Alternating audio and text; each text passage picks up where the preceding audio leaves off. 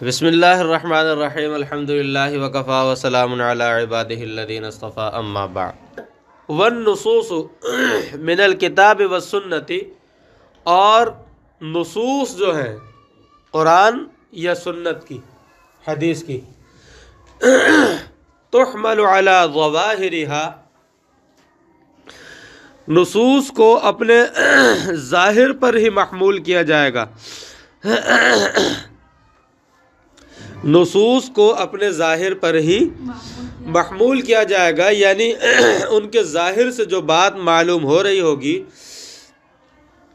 وہی اسی بات پر اس کو رکھا جائے گا، ما لم یصرف عنہا دلیل قطعی،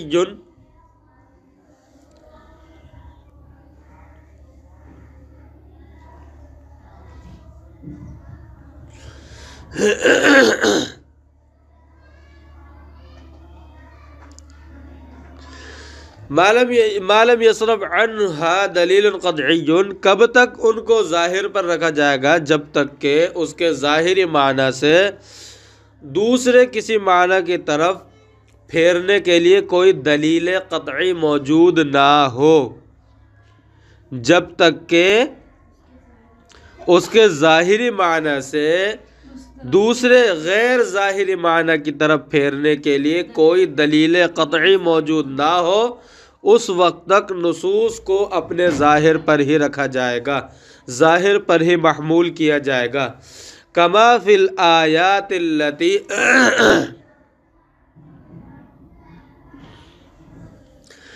کما فی الآیات التی تشعر بظواہرہا ہے، یہ عبارت میں تھوڑی سی غلطی ہے جی، آپ کے پاس ہے گا تو جیسا کہ بالجہت والجسمیت ونحو ذالک، جیسا کہ بعض آیات ان کے ظاہر سے اللہ تبارک و تعالی کے لیے یا تو جہت ثابت ہوتی ہے یا جسمیت ثابت ہوتی ہے، یا تو جہت ثابت ہوتی ہے یا جیسا مثال کے طور پہ قرآن کریم میں فرمایا کہ الرحمن علی العرش استوى، الرحمن علی العرش استوى، اس سے بظاہر، اس سے جو ہم لوگ تو اس کا ترجمہ یہ کرتے ہی نہیں کہ اللہ تبارک و تعالی عرش پر بیٹھے ہوئے، لیکن ہمارے زمانے کے بھی بعد جو فرقے ہیں، گمراہ فرقے، وہ یہ اس کا ترجمہ کرتے ہیں، یعنی جہت ثابت کرتے ہیں۔ اس سے اس آیت کے ظاہر سے کیا ثابت ہو رہی ہے؟ جہت۔ ید اللہ فوق ایدیہم فمن نکث فانما ینکث علی نفسہ، ید اللہ فوق ایدیہم، اس سے کیا ثابت ہو رہی ہے؟ جسمیت ثابت ہو رہی ہے۔ وجاء ربک والملک صفا صفا، اس سے بھی جہت ثابت ہو رہی ہے۔ آ رہی ہے بات سمجھ میں؟ اب ان کو تو ان کے ظاہر پر محمول نہیں کیا جا سکتا، ان کو ان کے ظاہر پر محمول نہیں کیا جا سکتا، کیوں؟ اس لیے کہ ان آیات کا جو معنی ہے، جو ظاہر معنی ہے ان آیات کا، اس سے جہت اور جسمیت ثابت ہو رہی ہے، حالانکہ جہت اور جسمیت ذات باری تعالیٰ کے منافی ہے، یعنی جہت اور جسمیت اللہ تبارک و تعالی واجب الوجود ہے نا، اللہ تبارک و تعالی کیا ہے؟ واجب الوجود ہے اللہ تبارک و تعالی۔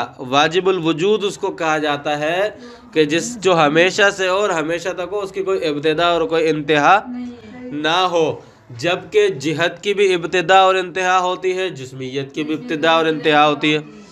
تو پتہ چلا کہ جو چیز حادث ہے وہ واجب الوجود کے منافی ہے، حادث چیز واجب الوجود کے منافی ہے۔ جہت بھی، جہت کی ابتدا اور انتہا دونوں ہوتی ہے، جسمیت کی بھی ابتدا اور انتہا ہوتی ہے۔ آپ جسم دیکھ لیں، جسم انسانی کو دیکھ لیں، یا کسی بھی چیز کا جسم دیکھ لیں، ابتدا اور انتہا ہے۔ کم سے کم وجود کی بھی ابتدا ہے، پہلے سے ہمیشہ سے نہیں ہے اور ہمیشہ تک نہیں رہے۔ تو مطلب یہ ہے کہ اس کو پھیرنے کے لیے دلیل قطعی موجود ہے. وہ کیا ہے کہ جہت اور جسمیت یہ حادث ہیں جو کہ واجب الوجود کے کیا ہیں؟ منافی ہیں. جب واجب الوجود کے منافی ہیں تو ظاہر سی بات ہے ان آیات کو ان کے ظاہر سے پھیرا جائے گا. ان آیات کو ان کے ظاہر سے پھیرا جائے گا. ید اللہ فوق ایدیہم، جہاں پر مثال کے طور پہ اللہ تعالیٰ کے لیے ید کا ذکر ہے وہاں پر اس سے مراد یا تو یہ کہا جائے گا کہ اس کی مراد اللہ اعلم بمرادہ بذالک، اللہ تعالیٰ اس کی مراد زیادہ بہتر جانتے ہیں، ورنہ دوسری بات یہ کہ اس سے مراد اللہ تعالیٰ کی قدرت ہے. الرحمن علی العرش استوى، اس کا مطلب یہ ہے کہ یعنی اللہ تبارک و تعالیٰ کے تمام احکام عرش سے جاری ہوتے ہیں. عرش ایسا مرکز ہے جہاں سے تمام احکام جاری ہوتے ہیں. اللہ تبارک و تعالیٰ کے لیے جہت اس سے ثابت نہیں کریں گے، اس کو اپنے ظاہر سے پھیریں گے. آگے بات سمجھ میں؟ لا يقال هذه ليست من النصوص بل من المتشابه. فرمایا کہ اب اگر کوئی یہ اعتراض کرتا ہے کہ یہ جو چیزیں ہیں یہ نصوص نہیں ہے بلکہ یہ تو متشابہات میں سے ہیں، یہ نصوص نہیں ہے بلکہ متشابہات میں سے ہیں، ان کو نصوص نہیں کہہ سکتے، تو اس کا جواب شارح یہاں دے رہے ہیں. فرماتے ہیں نص سے مراد وہ نہیں ہے جو متشابہ کے مقابل میں ہو. نص سے مراد وہ نہیں ہے بلکہ جو متشابہ کے مقابل میں ہو، بلکہ نص سے مراد وہ ہے جو مفسر اور محکم ہے اس کے مقابل میں ہے. آپ لوگوں نے اور اصول فقہ والے جو نص کا معنی مراد لیتے ہیں، معترض وہ معنی مراد لے رہا ہے اور اس کے مطابق اعتراض کر رہا ہے، جبکہ شارح کا بیان کرنے کا یہاں پر جو مقصد ہے ماتن اور شارح کا، وہ اصطلاحی معنی بیان کرنا مقصود نہیں ہے. آ رہی سمجھ میں؟ کیونکہ اصول فقہ کے اندر نص جو ہے مفسر اور محکم کے مقابل ہوتا ہے. نص جو ہے مفسر اور محکم کے مقابل ہوتا ہے، اس کے مقابل ہوتا ہے نص، تو یہاں وہ بیان کرنا مراد نہیں ہے.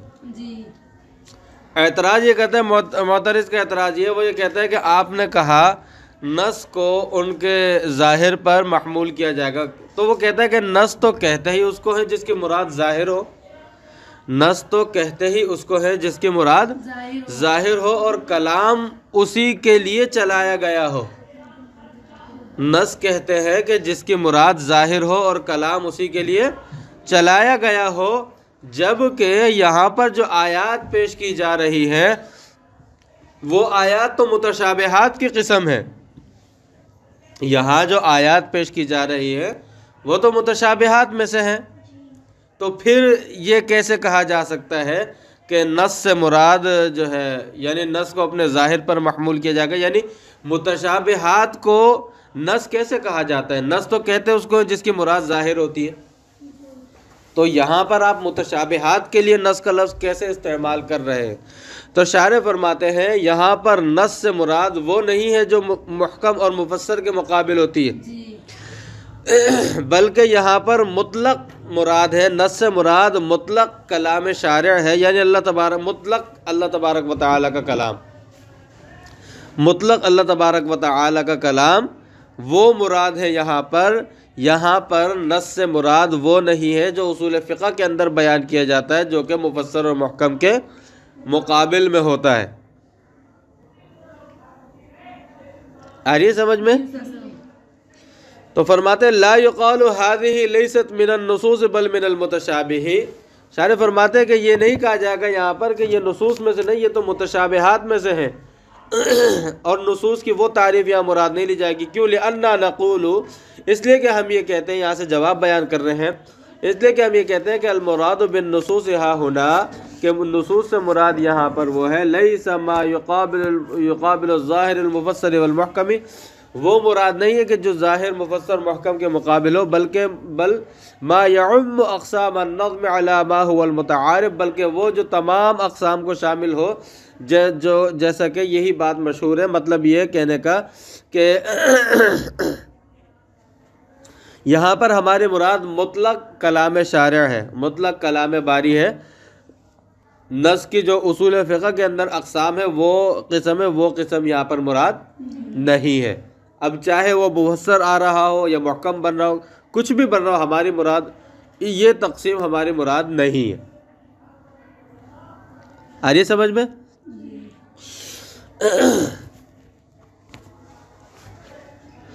آگے فرماتے ہیں پہلے تو فرمایا کہ نصوص کو ان کے ظاہر پر محمول کیا جائے گا،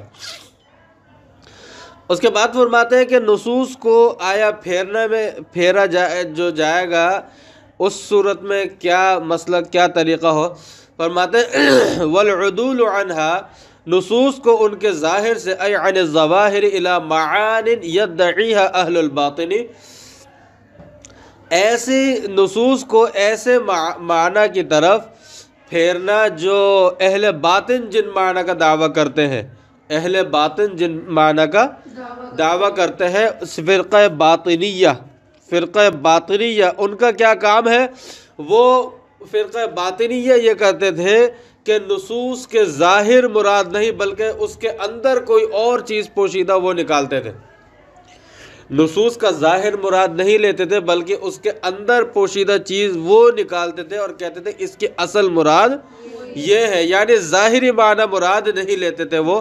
تو فرماتے کہ ایسے معنی کی طرف پھیرنا بلا وجہ، وَهُمُ الْمَلَاحِدَةُ وَسَمُّ الْبَاطِنِيَّةِ لِإِدِّعَائِهِمْ أَنَّ النُّصُوصَ لَيْسَتْ عَلَى ظَوَاهِرِهَا بَلْ لَهَا مَعَانٍ بَاطِنِيَّةٌ لَا يَعْرِفُهَا إِلَّا الْمُعَلِّمُ۔ فرمایا کہ وہ یہ کہتے تھے، وہ ملاحدہ ملحدین تھے اور ان کا نام باطنیہ تھا۔ وجہ اس نام کی یہ ہے کہ وہ یہ کہتے تھے، ان کا دعویٰ یہ تھا کہ نصوص اپنی ظاہر پر نہیں ہوتی بلکہ ان کے ایک باطنی معنی ہوتے ہیں، وہی مراد ہوتے ہیں۔ لا يعرفها الا المعلم، اسے عالم کے سوا اور کوئی نہیں سمجھ سکتا، اسے عالم کے سوا اور کوئی نہیں سمجھ سکتا۔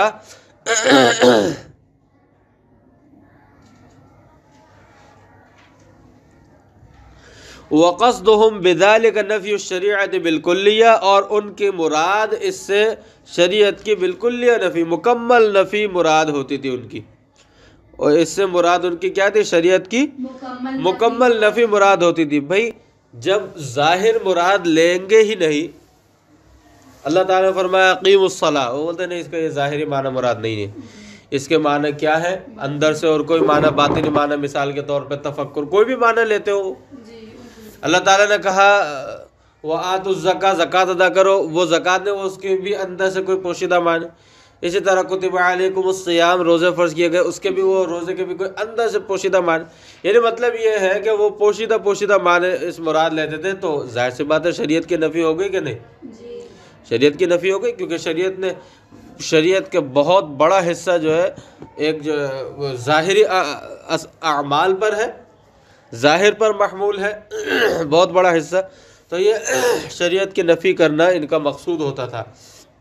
تو فرمایا کہ نصوص کو ایسے معانی کی طرف ظاہر کرنا الحاد، پھیرنا جو ہے وہ کیا ہے؟ الحاد ہے۔ ای میل وعدول عن الاسلام واتصال والتصاق بکفر لکونہ تکذیبا للنبی علیہ السلام فیما علم مجیئہ بھی بالضرورت، کہ یہ جو ہے اسلام سے ہٹنا ہے اور اس سے عدول کرنا ہے، اور کفر کے ساتھ ملنا اور ملتصق، یعنی دونوں کے ایک ہی معنی اتصال و التصاق کے، کفر کے ساتھ ملنا ہے، اس لیے کہ یہ اگر ہر آیت کے باطنی معنی مراد لیے جائیں تو تقریباً للنبی علیہ السلام فیما علم مجیء بالضرورت، آپ صلی اللہ علیہ وسلم جو احکام ضروری لے کر آئے ہیں، یعنی جو احکام معلوم یقینی طور پر ہمیں معلوم ہوئے، ان احکام شریعت کی کیا ہے؟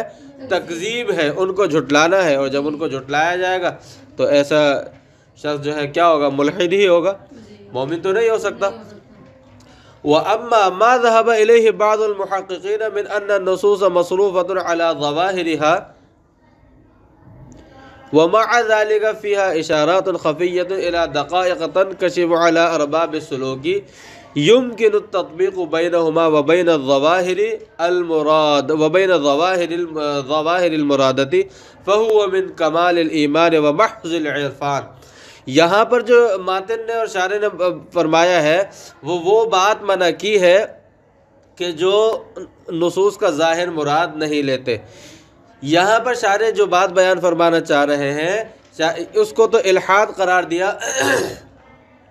یہاں پر شارح یہ بات ایک اور بات جو بیان فرمانا چاہ رہے ہیں وہ کہتے ہیں اس سے کوئی یہ نہ سمجھے کہ بعض محققین جیسا کہ صوفیاء کرام جو ہوتے ہیں ارباب سلوک وہ آیات کو اپنے ظاہر پر محمول کرتے ہوئے پھر ان کے اندر ایک اور پوشیدہ معانی کی طرف بھی اشارہ کرتے ہیں. یہ الحاد نہیں ہے بلکہ یہ تو کمال ایمان ہے. یعنی وہ نصوص کو ان کے ظاہر پر محمول کرتے ہوئے پھر اس سے اور کیا بات ثابت ہو رہی ہے، پھر اس سے یعنی باطنی اعتبار سے اور کس بات کی طرف اشارہ ہو رہا ہے. تو ایسے یہ لوگ جو ہے یہ محققین جو کہ ارباب سلوک صوفیاء کرام ہیں فرماتے کہ یہ الحاد نہیں ہے بلکہ یہ تو کمال ایمان ہے. یہ تو کیا ہے؟ کمال ایمان ہے اور یہ اللہ تبارک و تعالی کی معرفت ہے. اس کو غلط نہیں کہا جا سکتا. وہ جو بعض محققین اس بات کی طرف گئے ہیں کہ ان النصوص مصروفۃ علی ظواہرها کہ نصوص اپنے ظاہر پر محمول ہوں گی. مصروفۃ کے معنی محمولۃ، اور اس کے ساتھ ساتھ اس کے اندر کچھ پوشیدہ اشارات اور کچھ دقائق تنکشف اور کچھ باریکیاں ہیں جو کہ ارباب سلوک پر اللہ تعالی منکشف فرماتے ہیں، کھولتے ہیں. یمکن التطبیق بینہا و بین الظواہر المرادتی، اور ان ظاہری معنی اور جو مخفی اشارات ہیں ان کے درمیان تطبیق بھی ممکن ہوتی ہے. آپس میں ان کے درمیان تطبیق بھی کیا ہوتی ہے؟ ممکن ہوتی ہے. تو فرمایا کہ فَهُوَ مِن کمال الایمان ومحض العرفان، یہ تو کمال ایمان اور اللہ تبارک و تعالی کی معرفت کی علامت ہے. یہ غلط نہیں ہے. آگے فرماتے ہیں ورد النصوص، البتہ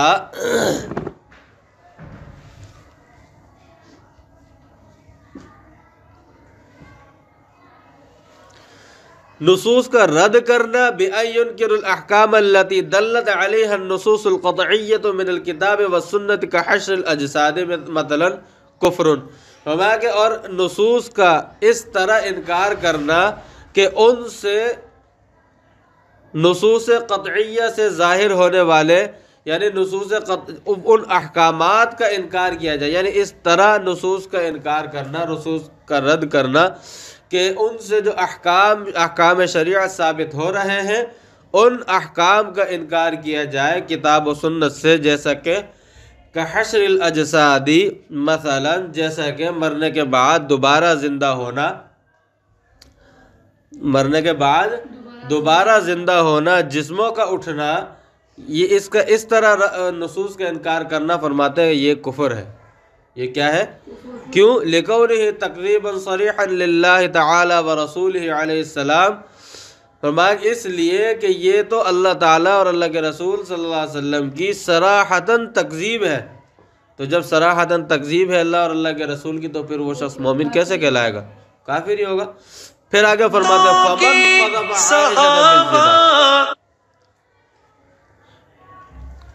فمن قذف عائشة بالزنا کفر، جس نے حضرت عائشہ صدیقہ رضی اللہ تعالی عنہا پر تہمت لگائی بدکاری کی، اس نے کفر کیا. اس نے کیا کیا؟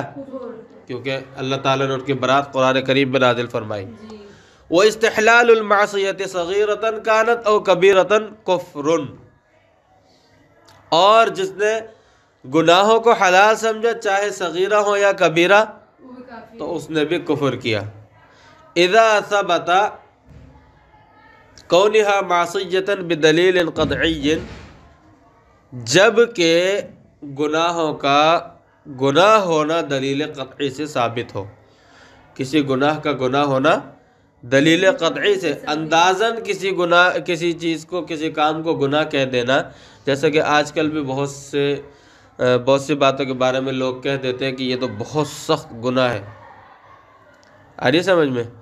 بہت سے اس طرح کی باتیں کہہ دیتے ہیں اپنی طرف سے. نہیں، دلیل قطعی سے معلوم ہو، یعنی دلائل شرعیہ کے روشنی میں، اصول کی روشنی میں آ رہا ہو کہ ہاں یہ گناہ ہے، تو اس کو حلال سمجھنا کفر ہے. اپنے ذہن میں کوئی کسی چیز کو گناہ بنا لینا، گناہ سمجھ لینا جو کہ دلیل قطعی اور اصول شریعت کے تحت نہ آتا ہو، اور پھر اگر کوئی اس کو حلال کہے اور اس کو کافر کہنا، یہ جائز نہیں. آ رہی سمجھ میں؟ وقد علم ذلك مما سبق، یہ استحلال صغیرہ و کبیرہ والی بات یہ پیچھے گزر چکی ہے. فرماتے ہیں والاستہانۃ بها کفر والاستہزاء علی الشریعۃ کفر. نصوص کے ساتھ اہانت کا معاملہ کرنا، یعنی نصوص کی توہین کرنا اور شریعت کا استہزاء کرنا، شریعت کا مذاق اڑانا شریعت کا، کفر، یہ دونوں بھی کیا ہے؟ کفر ہے. جی فرماتے ہیں کہ نصوص کی توہین کرنا بھی کفر ہے، اور استہزاء، شریعت کا استہزاء بھی کفر ہے. نصوص کی توہین کا کیا مطلب؟ کسی نص سے کوئی بات ثابت ہوتی ہے اور بندہ اس کا مذاق اڑائے یا اس کی توہین کرے، تو یہ استہانت اور استہزاء ہے. لأن ذلك من امارات التکذیب، اس لیے کہ نصوص کا اہانت کرنا یا نصوص کا استہزاء کرنا، شریعت کا استہزاء کرنا، یہ تکذیب کی علامت ہے. وعلى هذه الاصول يتفرع مما ذکر في الفتاوى، فرمایا کہ اسی اصول پر وہ جزئیات متفرع ہوتی ہے جو کہ فتاوی کے اندر ذکر کی جاتی ہیں، فتاوی کے اندر بیان کی جاتی ہے. کیا کہ من انه اذا اعتقد الحرام حلالا، کہ اگر کسی نے کسی حرام چیز کو حلال سمجھا، یعنی اس کا اعتقاد رکھا، فَإِن كَانَتْ حُرْمَتُهُ، تو اس صورت میں اب اگر اس شخص کی حرمت، اس چیز کی حرمت جس کو اس نے حلال سمجھا ہے، اس کی حرمت لِعَيْنِهِ، یعنی حرمت بعینہ ہے، وَقَدْ ثَبَتَ بِدَلِيلٍ قَطْعِيٍّ، اور یہ حرمت دلیل قطعی سے ثابت ہے، جیسا کہ زنا کی حرمت لعینہ اور بعینہ ہے. کیوں کہ یہ نفسی طور پر ہی یہ کیا ہے؟ یہ ایک حرام ہے، ایک یعنی بری چیز ہے. یہ اگر دیکھا جائے تو یہ کیا ہے؟ یہ خود بھی ایک بری چیز ہے. شریعت کی دلیل کو بھی اگر نہ رکھا جائے تو یہ ویسے ہی ایک بری اور ایک جو ہے معاشرے کے خلاف، یعنی اچھے معاشرے کے خلاف چیز ہے. تو پتہ چلا کہ اس کی حرمت بھی ویسے بھی بعینہ ہی ہے، اور پھر دلیل قطعی سے ثابت ہے اس کی حرمت، شریعت نے بھی اس کو حرام قرار دیا ہے. پھر اگر کوئی اس کو حلال سمجھتا ہے تو یکفر، تو وہ اس کے اوپر کفر کا فتویٰ لگایا جائے گا، حکم لگایا جائے گا. وَإِلَّا فَلَا، اور اگر اس کی حرمت ایسی نہ ہو، یعنی اس صورت میں پھر یعنی دلیل قطعی سے اگر ثابت نہ ہو یا حرمت لعینہ ہی نہ ہو، جیسا کہتے ہیں وَإِلَّا فَلَا بِأَن يَكُونَ حُرْمَتُ لِغَيْرِهِ، یا حرمت جو ہے بعینہ ہی نہ ہو، حرمت لغیرہ ہو، جیسا کہ ایام مخصوصہ کے اندر مباشرت کرنا. ایام مخصوصہ مباشرت کرنا، یہاں پر مباشرت یعنی زوجہ کے ساتھ جو مباشرت ہے وہ بعینہ ہی تو حلال ہے، لیکن ایام مخصوصہ میں کسی غیر کی وجہ سے حرمت آ رہی ہے. او ثبت بدلیل ظنی، یا حرمت تو لعینہ ہی ہو لیکن دلیل ظنی سے ثابت ہو، دلیل قطعی سے نہ ہو، تو اس صورت کے اندر فرماتے ہیں وَبَعْضُهُمْ لَمْ يُفَرِّقْ بَيْنَ الْحَرَامِ لِعَيْنِهِ وَلِغَيْرِهِ، تو بعض علماء تو حرام لغیرہ اور حرام لعینہ میں فرق نہیں کرتے. وہ تو یہ کہتے ہیں کہ جس نے کسی حرام کو حلال کہا، فقال من استحل حراما وقد علم فی دین نبی علیہ السلام تحریمہ، بعض علماء تو یہ فرماتے ہیں کہ جس نے کسی بھی حرام کو حلال قرار دیا اور جبکہ آپ صلی اللہ علیہ وسلم کے دین میں اس کا حرام ہونا معلوم ہے، کنکاح ذوی المحارم، جیسا کہ محارم کے ساتھ نکاح کرنا، او شرب الخمر، یا شراب کا پینا، او اکل المیتۃ، یا مردار کا کھانا، او الدم او الخنزیری، یا خون کھانا پینا یا خنزیر کا گوشت کھانا یا استعمال کرنا، من غیر ضرورت، بغیر کسی اضطرار کے، یعنی بغیر کسی مجبوری کے، فکافرن، تو کہتے ہیں کہ بعض تو فرماتے ہیں کہ یہ شخص کافر ہے، عینہ لعینہ لغیرہ کا کوئی فرق نہیں کرتے۔ وفعل هذه الاشیاء بدون الاستحلال فسق، اور ان اشیاء کا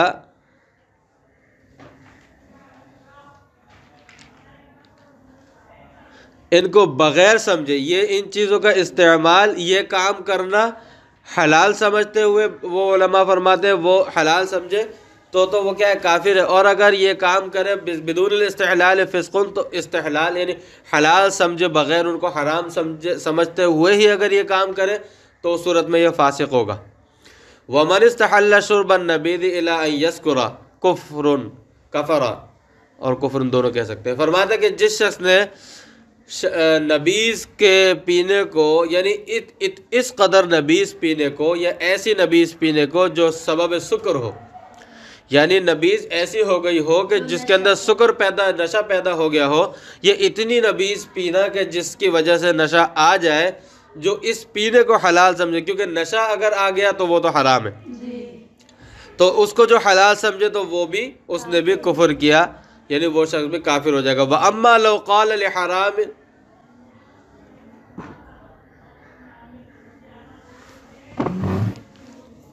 وَأَمَّا لَوْ قَالَ لِحَرَامٍ هَذَا حَلَالٌ لِتَرْوِيجِ السِّلْعَةِ أَوْ بِحُكْمِ الْجَهْلِ لَا يُكْفَرُ، فرمایا کہ اور اگر کسی شخص نے کسی حرام کو کہا کہ یہ حلال ہے، کس طرح اس کو حلال کر نہیں رہا، بلکہ لِتَرْوِيجِ السِّلْعَةِ، یا تو اپنا سامان بیچنے کے لیے، یا تو اس نے کس وجہ سے کہا، اپنا سامان بیچنے کے لیے کہ اچھا اس کا سامان بکے گا، او بحکم الجہل، یا اس نے جہالت کی وجہ سے اس کو حلال سمجھا، حلال کہا، یا اس نے جہالت کی وجہ سے، یعنی معلوم نہ ہونے کی وجہ سے اس نے جو اس کو کسی چیز کے متعلق کہہ دیا کہ یہ حلال ہے، تو ایسا شخص کافر نہیں ہوگا، کیونکہ یہاں پر اس کا حلال ہونے کا اعتقاد نہیں ہے۔ کافر وہاں ہوگا جہاں وہ کسی حرام کو حلال سمجھے، یعنی حلال کو حلال کے حرام ہونے کا اعتقاد رکھے، کافر وہاں ہوگا، ٹھیک ہے۔ وَلَوْ تَمَنَّا أَلَّا يَكُونَ الْخَمْرُ حَرَامًا أَوْ لَا يَكُونَ صَوْمُ رَمَضَانَ فَرْضًا، فرماتے کہ اور اگر کوئی شخص یہ تمنا کرے کہ کاش شراب حرام نہ ہوتی، یا یہ کہ رمضان کے روزے فرض نہ ہوتے، کیوں، کس وجہ سے، لما یشق علیہ، کہ اس کے اوپر یہ یعنی شراب کو چھوڑنا یا رمضان کے روزے رکھنا اس کے اوپر مشکل ہے، لا یکفر، اس وجہ سے تو اس کو کافر قرار نہیں دیا جائے گا۔ بخلاف ما اذا تمنا الا يحرم الزنا وقتل النفس بغیر حق فانه یکفر، برخلاف اس کے کہ اگر کوئی شخص یہ تمنا کرتا کہ زنا حرام نہ ہوتا یا بغیر حق کے کسی مومن کا قتل کرنا حرام نہ ہوتا، اس صورت میں وہ کافر ہو جائے گا۔ یہاں پر فرق وہی حرمت لعینہ اور حرمت لغیرہ والی آ رہی ہے۔ یہاں پر کون سا فرق ہے؟ کیونکہ زنا اور قتل نفس بغیر حق جو ہے یہ ان کی حرمت لعینہ ہی ہے، تو اس لیے یہاں پر وہی بات آ رہی ہے۔ تو اس لیے صوم رمضان وغیرہ کی تمنا کرنا کہ رمضان کا روزہ فرض نہ ہوتا یا شراب حرام نہ ہوتی، تو یہ تو حرمت لغیرہ ہی ہے، اس وجہ سے کافر نہیں ہوگا۔ لیکن زنا کی حرمت نہ ہونے کا یا قتل نفس کا لاحق قتل جو ہے اس کا حرام نہ ہونے کی تمنا کرتا، تو یہ اس صورت میں بھی کافر ہو جائے گا۔ لأن حرمت هذا ثابتۃ فی جمیع الادیان، اس لیے کہ اس کی جو ہے ان کی حرمت تمام ادیان کے اندر ثابت ہے، موافقۃ للحکمت، حکمت کے بھی موافق ہے، لہذا اس وجہ سے یہ تمنا کرنے والا کافر ہو جائے گا۔ ومن اراد الخروج عن الحکمت، اور جو اللہ تبارک و تعالی کی جو حکمت سے نکلنے کا ارادہ کرے گا، فقد اراد یحکم اللہ تعالی بما لیس بحکمت وہذا جہل منہ برب تعالی، تو گویا کہ یعنی جو حکمت سے نکلنے کا ارادہ کرے گا، گویا کہ اس نے یہ ارادہ کیا ہے، یعنی اس نے یہ کہا ہے کہ اللہ تبارک و تعالی نے نعوذ باللہ اللہ تبارک و تعالی نے نعوذ باللہ ایسا حکم نازل کیا ہے جس کے اندر کوئی حکمت نہیں ہے. جو حکمت سے نکلنے کا ارادہ کرے گا تو گویا کہ وہ کیا کہہ رہا ہے کہ اللہ تبارک و تعالی نے ایسا حکم نازل کیا کہ جس کے اندر کوئی حکمت نہیں ہے. وَهَذَا جَهْلٌ مِّنْهُ بِرَبِّهِ تعالی، اور یہ اس کا اپنے رب سے جاہل ہونا ہے، یعنی اپنے رب کی معرفت اس کو حاصل نہیں ہے. اور جس کو اپنے رب کی معرفت حاصل نہ ہو تو وہ کیا ہو جائے گا؟ وہ تو کافر ہوگا، کافر ہی ہوگا نا. وذکر الامام السرخسی، امام سرخسی نے فرمایا فی کتاب الحیض، کتاب الحیض کے اندر کہ انہ لو استحل وطی امرأۃ الحائض یکفر، اگر کسی نے ایام مخصوصہ کے اندر مباشرت کو حلال سمجھا تو وہ کافر ہو جائے گا. وفی النوادر عن محمد انہ لا یکفر، اور نوادر کے اندر یعنی امام سرخسی کے نزدیک تو حلال سمجھنا، اس کو بھی حلال سمجھنے والا کافر ہو جائے گا. لیکن ابھی ہم نے اوپر حرمت لغیرہ کے تحت بیان کیا تھا کہ حرمت لغیرہ کے تحت اس کو حلال سمجھنے والا کافر نہیں ہوگا. لیکن فرماتا ہے کہ نوادر کے اندر امام محمد رحمۃ اللہ علیہ جو ہے ان سے جو روایت منقول ہے کہ ایسا شخص کافر نہیں ہوگا. ہوا صحیح، یہی صحیح ہے، یعنی اسی پر فتویٰ ہے. ہوا صحیح کا مطلب یعنی اسی پر فتویٰ ہے. وفی استحلال اللواطۃ بامرأتہ لا یکفر علی الاصح، اسی طرح اگر کوئی زوجہ کے ساتھ لواطت کو حلال سمجھتا ہے، یعنی موضع حرص کے علاوہ دوسرے مقام پر، پیچھے کے مقام پر اگر کوئی جو ہے مباشرت کو حلال سمجھتا ہے تو فرمایا کہ اس میں بھی صحیح قول جو ہے یعنی فتویٰ جو ہے وہ یہی ہے کہ کافر اس کو نہیں کہا جائے گا، اس کو کافر نہیں کہا جائے گا. ومن وصف اللہ تعالی بما لا یلیق به او سخر باسم من اسمائه او بامر من اوامره او انکر وعده او وعیده یکفر. آگے فرماتے ہیں کہ جس شخص نے اللہ تبارک و تعالی کو کی طرف ایسی صفات منسوب کی جو اللہ تعالی کی شان کے خلاف ہے، جو اللہ تعالیٰ کی شان کے لائق نہیں ہے بلکہ اللہ تعالیٰ کی شان کے خلاف ہے. اگر ایسی صفات منسوب کی کسی شخص نے اللہ تبارک و تعالیٰ کی طرف، یعنی شان الوہیت کے جو خلاف ہیں، یا اس نے اللہ تبارک و تعالیٰ کے احکام میں سے کسی، اللہ تعالیٰ کے اسماء میں سے کسی اسم کا مذاق اڑایا، یا اللہ تعالیٰ کے احکام میں سے کسی حکم کا اس نے مذاق اڑایا، تو اس صورت کے اندر کیا ہوگا؟ ایسا شخص اسی طرح اگر اس نے جو ہے کسی وعدے کا انکار کیا یا کسی وعید کا انکار کیا تو یکفر، تو اس صورت میں یہ شخص کیا ہو جائے گا؟ کافر ہو جائے گا. ابھی وقت تو نہیں ہوا نا، تو ایسا شخص بھی کیا ہو جائے گا؟ کافر ہو جائے گا. یہ آپ کو کچھ فقہی جزیات جو فتوے بتا رہے ہیں، کچھ آپ کو یہ کیا بتا رہے ہیں؟ کچھ فتوے آپ کو بتا رہے ہیں اس اصول پر، ورد النصوص والی اصول پر. آ رہی بات سمجھ میں؟ وَكَذَا لَوْ تَمَنَّا أَلَّا يَكُونَ نَبِيٌّ مِّنَ الْأَنْبِيَاءِ عَلَى قَصْدِ اسْتِخْفَافٍ أَوْ عَدَاوَةٍ وَكَذَا لَوْ ضَحِكَ عَلَى وَجْهِ الرِّضَى فِي مَنْ تَكَلَّمَ بِالْكُفْرِ وَكَذَا لَوْ جَلَسَ عَلَى مَكَانٍ مُرْتَفِعٍ وَحَوْلَهُ جَمَاعَةٌ يَسْأَلُونَهُ مَسَائِلَ وَيَضْحَكُونَ وَيَضْرِبُونَ بِالْوَسَائِدِ يَكْفُرُونَ جَمِيعًا. فرمایا کہ اسی طرح اگر کوئی شخص یہ تمنا کرے کہ کاش کوئی نبی نہ آتا، کس وجہ سے؟ یا تو اس لیے کہ نبی نہ آتے تو کوئی شریعت کے احکام بھی نازل نہ ہوتے، یعنی استخفاف کی وجہ سے، او عداوت یا کہ دشمنی کی وجہ سے، انبیاء سے دشمنی کی وجہ سے کوئی یہ تمنا کر رہا ہے.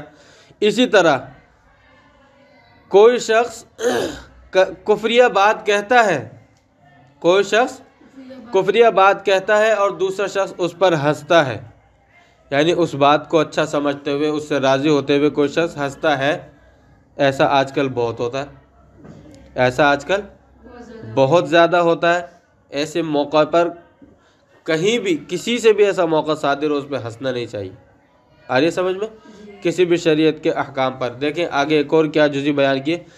اسی طرح وَقَذَا لَوْ جَلَسَ، اسی طرح کہ اگر کوئی شخص ایک بلند جگہ پر بیٹھ گیا اور اس کے پاس دائیں بائیں اس کے آگے ایک جماعت یعنی کچھ اور لوگ بیٹھ گئے، اب وہ اس سے مسئلے پوچھتے ہیں، وہ مسائل وہ پوچھتے ہیں، اور وہ جو ہے کسی کی بھی ایکٹنگ کر کے مسائل بتاتا ہے، کسی کی بھی ایکٹنگ کر کے وہ مسائل بتاتا ہے، پھر وہ جو ہے لوگ ہنستے ہیں اور اس کو تکیے پھینک پھینک کر مارتے ہیں۔ یکفرون جمیعاً فرماتے ہیں کہ یہ سارے کے سارے کافر ہو جائیں گے۔ یہ کس چیز کا مذاق اڑا رہے ہیں؟ فتوے کا مذاق اڑا رہے ہیں۔ یعنی شریعت کا جو احکام ہے کہ شریعت کے حکم کے بارے میں سوال کرنا اور پھر اس کا جواب دیتے، تو کوئی شخص اس طرح بیٹھ گیا ایسے کسی ایکٹنگ کر رہا ہے اور پھر جو ہے باقی لوگ جو ہیں وہ سارے ہنس رہے ہیں اسے تکیے پھینک پھینک کر۔ یہ تو ایک انہوں نے مثال دی ہے، سارے ہنس رہے ہیں، فرماتا کہ یہ سب کے سب کافر ہو جائیں گے۔ آ رہی سمجھ میں؟ اور آپ کے سوشل میڈیا پہ یہ لائکڈ اور پتہ نہیں کیا کیا ان کے اوپر اس طرح کی بہت ساری ویڈیوز آتی ہیں کہ نہیں؟ تو ایسے سن کر ایسے دیکھ کر کبھی ہنسنا نہیں چاہیے، ورنہ اپنے ایمان سے ہاتھ دھو بیٹھے۔ آ رہی سمجھ میں؟ وَكَذَا لَوْ أَمَرَ رَجُلًا أَن يَكْفُرَ بِاللَّهِ أَوْ عَزَمَ عَلَىٰ أَن يَأْمُرَ بِكُفْرِهِ۔ فرمایا اسی طرح اگر کسی شخص نے کسی شخص کو حکم دیا کہ وہ اللہ کے ساتھ کفر کرے، اللہ کے ساتھ کفر کرنے کا کسی کو حکم دیا، یا کسی شخص نے یہ عزم کر لیا کہ وہ اللہ کے ساتھ کفر کرنے کا حکم دے گا، وہ بھی کیا ہو جائے گا؟ کافر ہو جائے گا۔ وَكَذَا لَوْ أَفْتَىٰ لِامْرَأَةٍ بِالْكُفْرِ لِتُبِينَ مِنْ زَوْجِهَا، تاکہ وہ اپنے شوہر سے بائنہ ہو جائے۔ فرماتے ہیں اسی طرح اگر کسی شخص نے کسی عورت کے لیے کافرہ ہونے کا فتویٰ دیا، اگر کسی نے کسی عورت کے لیے کافرہ ہونے کا فتویٰ دے دیا، لِتُبِينَ مِنْ زَوْجِهَا، تاکہ وہ اپنے شوہر سے بائنہ ہو جائے۔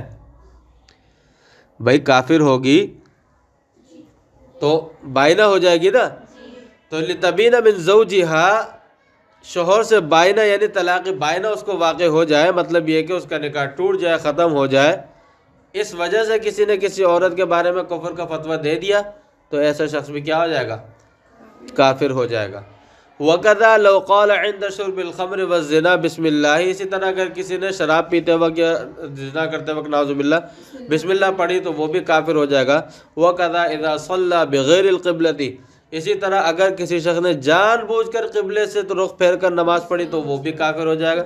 او بغیر طہارت معتمدن، یا بغیر طہارت کے کسی نے جان بوجھ کر نماز پڑھی، معتمدن مانے یہ دونوں کام جان بوجھ کر، یہ سارے کام جان بوجھ کر کیے، یکفرو، تو یہ کافر ہو جائے گا۔ وَإِنْ وَافَقَ ذَلِكَ الْقِبْلَةَ، یعنی جان بوجھ کر اس نے قبلے سے رخ پھیرا تھا، اگرچہ اس نے جس طرف رخ کیا وہ قبلے کے موافق ہو گیا ہو، لیکن اس کا ارادہ تو کیا تھا؟ قبلے سے رخ پھیرنے کا تھا، تو وہ کافر ہو جائے گا۔ وَكَذَا لَوْ أَطْلَقَ كَلِمَةَ الْكُفْرِ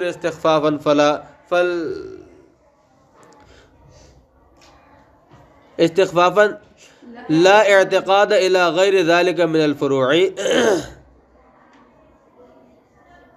اسی طرح اگر کسی نے یعنی ایسی کہ کلمہ کفر کہا گیا، نہیں کوئی اتنی بڑی بات نہیں ہے، کلمہ کفر کہا اور اس کو یعنی ہلکا سمجھتے ہوئے کہا، آ رہی سمجھ میں؟ لا اعتقاد الى غیر ذلك، یعنی اس نے بس اس کو ہلکا سمجھتے ہوئے کہا کلمہ کفر، اس کا اعتقاد نہیں تھا، تو بھی وہ شخص کیا ہو جائے گا؟ کافر ہو جائے گا، کیونکہ اگر وہ اس کا اعتقاد رکھتا ہے پھر تو ظاہر سی بات ہے وہ تو اس کا کفر تو ظاہر ہے۔ یعنی بغیر اعتقاد کے بھی اگر کسی نے کلمہ کفر کہا اور یہ کہا کہ کوئی اتنی بڑی بات نہیں ہے، تو اس صورت کے اندر بھی وہ کیا ہو جائے گا؟ کافر ہو جائے گا۔ الی غیر ذالک من الفروع، اس کے علاوہ اور بھی بہت ساری فروعات ہیں، یہاں ہم نے چند فروعات آپ کو بتا دیے، ٹھیک ہے؟ اچھا یہ بھی بہت ہوتا ہے آج کل، کلمہ کفر بولنا، کفریہ باتیں بول دینا بہت ہوتا ہے آج کل، اور جب تنبیہ کی جائے تو کہتے ہیں نہیں نہیں مراد یہ نہیں تھی۔ یہاں پر شاعر کیا فرما رہے ہیں؟ مراد شراد کی بات ہی نہیں ہے، لا اعتقاد کہہ کر یہی بتا رہے ہیں کسی نے کلمہ کفر بطور استخفاف کے کہا ہے، اس کا اعتقاد نہیں ہے، پھر بھی وہ کافر ہو جائے گا، کیونکہ اگر اعتقاد ہو تو اس کا کفر ظاہر ہے، اگر اعتقاد ہے تو پھر تو اس کا کفر کیا ہے؟ ظاہر ہے، یعنی اس کا یہ اعتقاد ہے کہ ان الفاظ سے کافر ہو جاؤں گا، پھر تو اس کا کفر ظاہر ہے، لیکن اس کا اعتقاد نہیں ہے، پھر بھی اس نے اگر بس ایسی معمولی سمجھتے ہوئے اس نے کہہ دیا تو بھی وہ کیا ہو جائے گا؟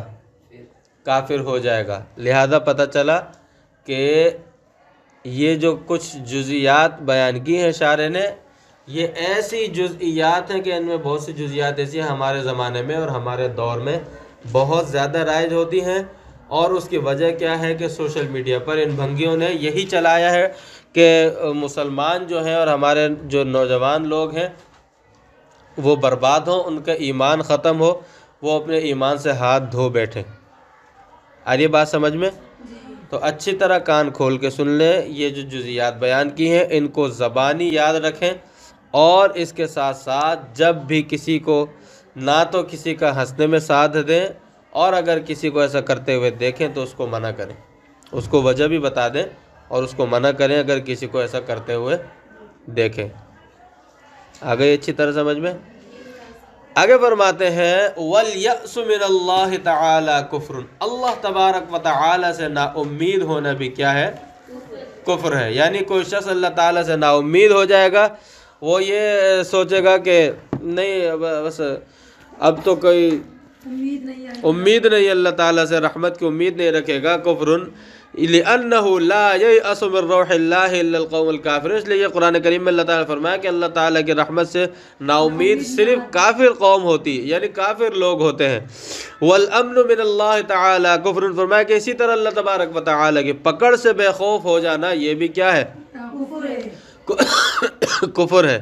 یعنی کوئی اس سے بے خوف ہو جائے گا کہ اللہ تبارک و تعالیٰ اس کی پکڑ کر سکتے ہیں، یا اللہ تبارک و تعالیٰ اس کا مواخذہ کریں گے، وہ اس سے بے خوف ہو جائے مواخذے سے اور پکڑ سے، تو پھر اس صورت میں کیا ہوتا ہے؟ یہ بھی ایسے شخص بھی کافر ہو جاتا ہے۔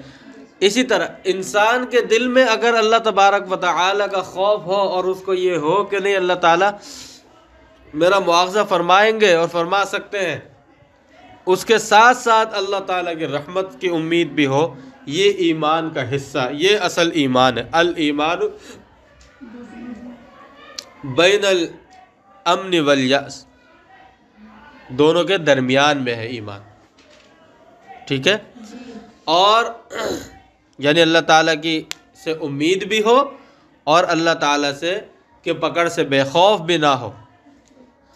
ایسا بھی آج کل بہت ہوتا ہے، بڑے آرام سے اللہ تعالیٰ معاف کرنے والے۔ بہت سے معاملات پر جب کسی چیز سے روکا اور منع کیا جائے تو کیا جواب آتا ہے کہ اللہ تعالیٰ، بالکل اللہ تبارک و تعالیٰ بہت معاف کرنے والے ہیں، لیکن اللہ تبارک و تعالیٰ سے اگر کوئی بے خوف ہوگا اللہ کے مواخذے سے تو یہ شخص تو کافر ہو گیا۔ پھر کیسے جو ہے نا یہ امید کی جا سکتی ہے؟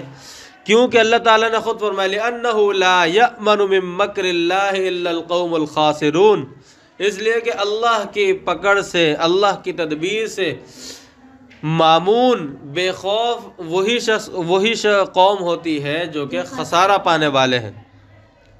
تو اس سے پتہ چلا کہ خسارہ پانے والے کون ہیں؟ کفار ہی ہیں۔ بروز قیامت خسارہ پانے والے وہی کہلائیں گے نا کہ جو ہمیشہ ہمیشہ جن کو جہنم کا حکم دیا جائے گا۔ باقی انشاءاللہ بعد میں پڑھتے ہیں۔ وآخر دعوانا الحمدللہ رب العالمین۔